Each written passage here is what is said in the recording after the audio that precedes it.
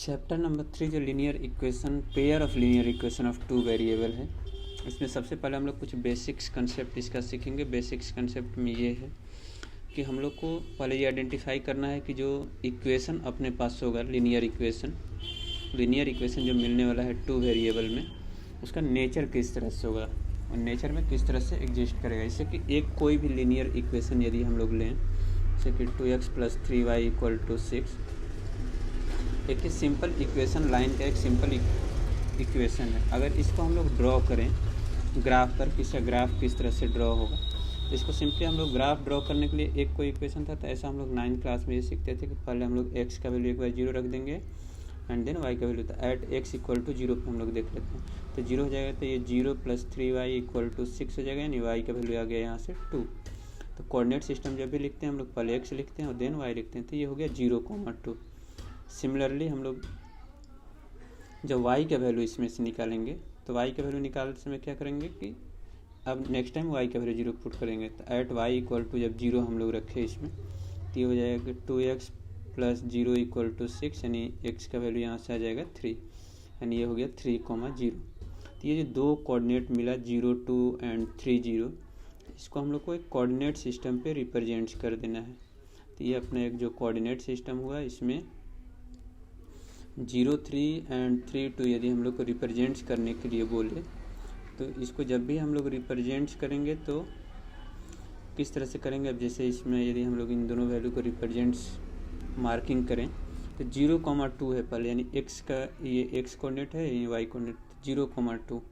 तो x का value 0 है एंड y का वैल्यू 2, तो 0, 2 यहाँ पे हो गया। तो इसको मार्किंग हम लोग कर देते हैं कि 0, 2 हो गया।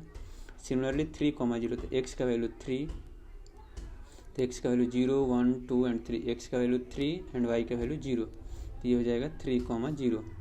तो ये जो दो पॉइंट्स मिला, इन दोनों पॉइंट्स को ज्वाइन करता हुआ एक लाइन यदि हम लोग ड्रॉ कर दें, तो ये हुआ फर्स्ट लाइन।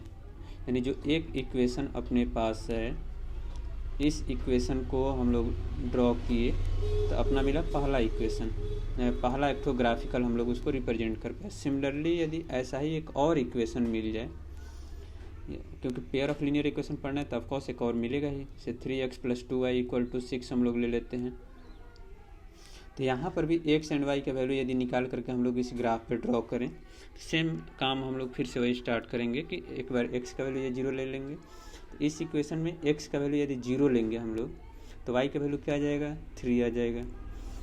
जब y का वैल्यू हम लोग 0 लेंगे इस इक्वेशन में, तो x का वैल्यू क्या आ जाएगा, 2 आ जाएगा। इतना तो समझ में आ जा रहा है कि ये दो ठो डिफरेंट और वैल्यू मिल गया। तो 0, 3 इस इक्वेशन में अब हम लोग को खोजना है। पहला जो वैल्यू है 0, 3, x is 0 and y is 3, x is 0 and y is 3, तो 0, 1, 2 एंड 3 यहाँ पर आ गया 0, 3, ये रहा 0, 3। और जो नेक्स्ट वैल्यू है 0, 2, x is 0, सॉरी ये उल्टा वैल्यू हम लोग आई थिंक रख दिए हैं। इसमें y का वैल्यू 0 रखे थे तो x का वैल्यू 2 आया था यहाँ पे, ये 2, 0 हो जाना चाहिए।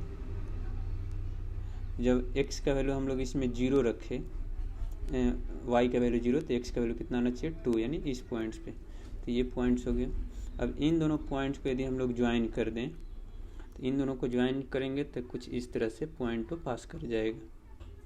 यानी यहाँ पे एक चीज़ हम लोग कंक्लूड कर पाए कि केवल एक ही पॉइंट्स पर कट कर रहा है। यानी जो दो इक्वेशन दिया था, दोनों को ड्रॉ करके हम लोग चेक किए तो किसी एक पार्टिकुलर पॉइंट्स पर कट रहा है, और एक पार्टिकुलर पॉइंट्स पे कट करेगा तो x एंड y मिल जाएगा। तो कौन सा x एंड y है, इसको हम लोग नीचे लेकर के आएंगे तो x वाला कोऑर्डिनेट पता चल जाएगा, इसको लेफ्ट साइड में लेकर के आएंगे तो y वाला कोऑर्डिनेट पता चल जाएगा। और x एंड y जैसे ही मिलेगा तो हमको बता देंगे कि यस यही इसका एक सॉल्यूशन है, या यही एक पॉइंट्स है जहाँ पर ये ग्राफ कट कर रहा है एक दूसरे को।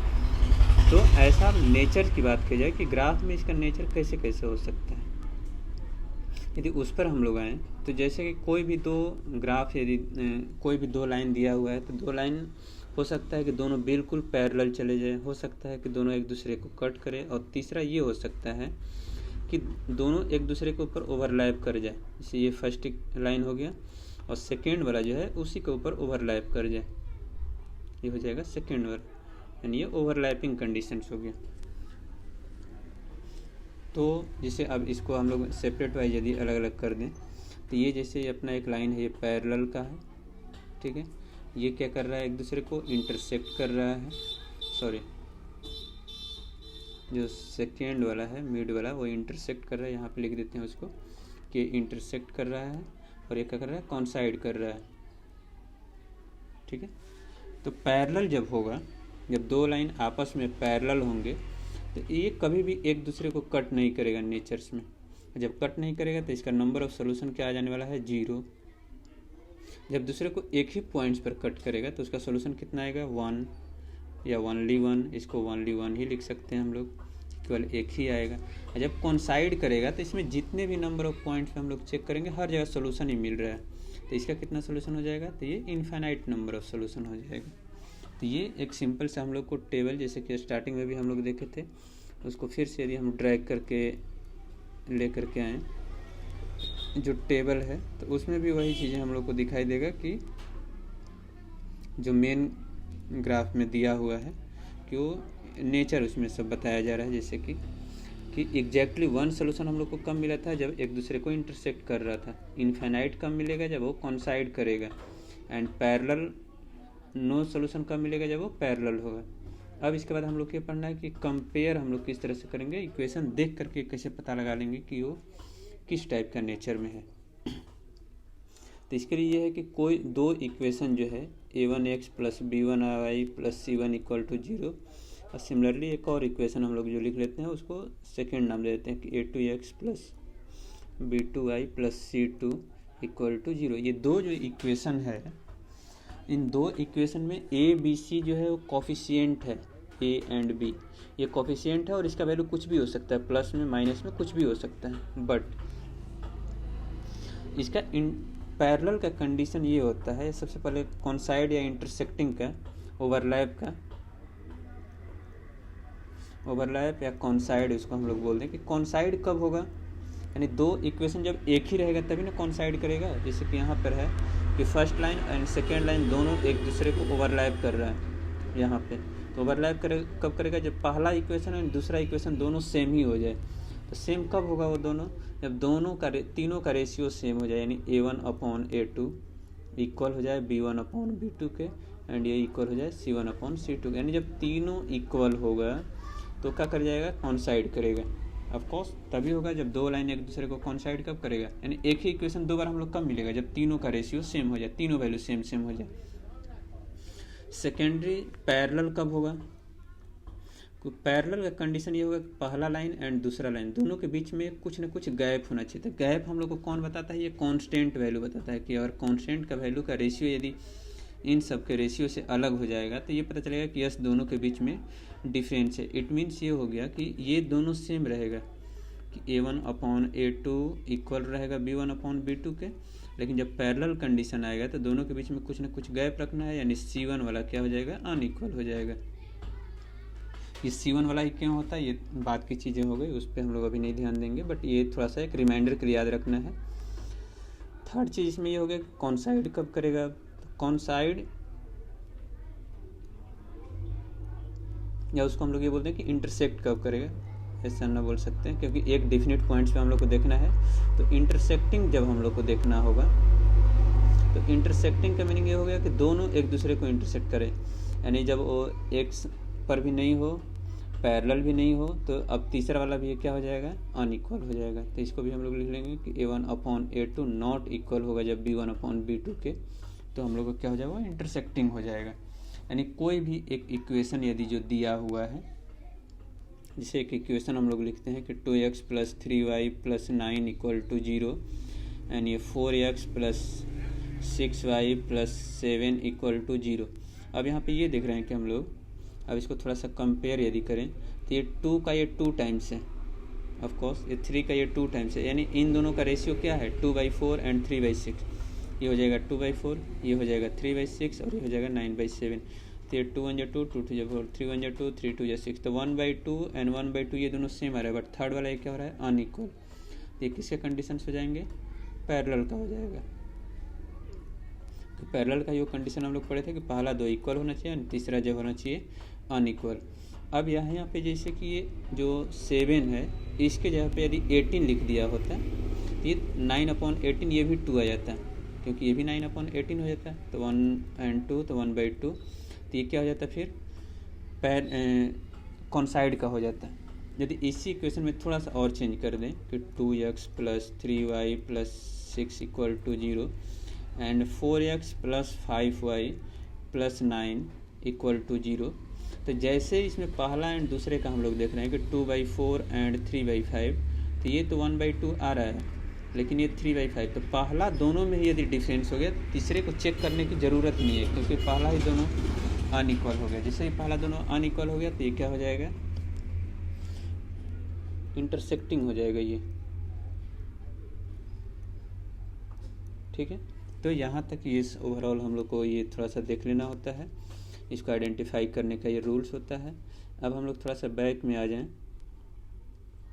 तो यहाँ पर एक चीज़ हम लोग देखते हैं कि जैसे कि जो सोल्यूशन जहाँ पर हम लोग को मिलने वाला होता है, तो सोल्यूशन कहाँ पे है, यहाँ पे एक सोल्यूशन है और यहाँ पे इनफाइनाइट मेनी सोल्यूशन। तो वन सोल्यूशन एंड जहाँ पर कोई ना कोई सोल्यूशन मिलेगा और यहाँ पे कोई सोल्यूशन नहीं है, ठीक है।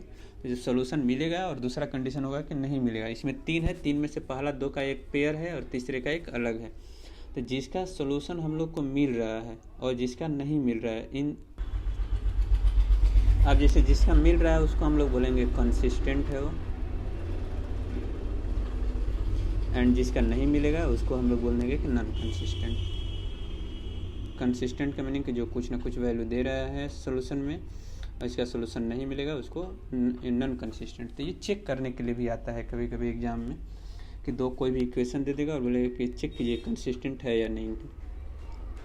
तो ये हुआ ओवरऑल जो हम लोग को ये बेसिक चीज़ें इस चैप्टर 1 में पढ़ना है। इसको एक बार शॉर्ट में समराइज यदि हम कर दें ओवरऑल चीज़ें जो हम लोग पढ़े हैं अभी, तो उसमें मेन यही टेबल ही हम लोग को पढ़ना है। इस टेबल में ये दिया हुआ है कि कब सोल्यूशन हम लोग को मिलेगा, एग्जैक्टली वन सोल्यूशन कब मिलेगा, जब एक दूसरे को इंटरसेक्ट कर देगा, वही इंटरसेक्ट लिखा हुआ है, और दोनों का रेशियो अनइक्वल होगा। इनफाइनाइट मेनी सोल्यूशन कब मिलेगा, जब दोनों एक दूसरे के पैरेलल हो जाएगा। इनफाइनाइट मेनी सोल्यूशन कब होगा, जब एक दूसरे को कोलाइड कर जाएगा, ठीक है। तो कोलाइडिंग जब होगा तो इनफाइनाइट मेनी सोल्यूशन होगा। और उसको चेक करने का रूल क्या है कि तीनों का रेशियो आपस में इक्वल होना चाहिए। नो सोल्यूशन कभी भी क्यों नहीं मिलेगा, जब पैरेलल हो जाएगा। इसे just like a railway track, यानी इसके बीच का डिस्टेंस सेम होना चाहिए। सेम होने के लिए हम लोग को सी का वैल्यू डिफरेंस होना चाहिए, यानी पहला 2 का रेशियो सेम होना चाहिए, तीसरे का अलग होना चाहिए।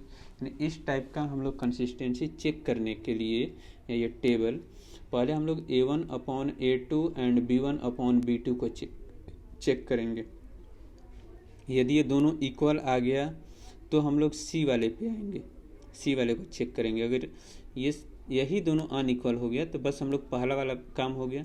यदि इक्वल हो गया तब हम लोग को इन दोनों पे चेक करना है कि अब इन दोनों में से कौन सा होगा, इनफाइनाइट होगा कि नो सोल्यूशन होगा। तो ये ओवरऑल इस चैप्टर का कंक्लूजन है। अब हम लोग बारी बारी से इसके जितने भी चैप्टर्स हैं उसको एक एक करके अब हम लोग सॉल्व करेंगे नेक्स्ट अपकमिंग लेसन में। तो ये लेक्चर 1 था जिसमें कि हम लोग बस ये पढ़े कि किस टाइप से सबको हम लोग डिफ्रेंशिएट करें और उसके वैल्यू को आइडेंटिफाई करें।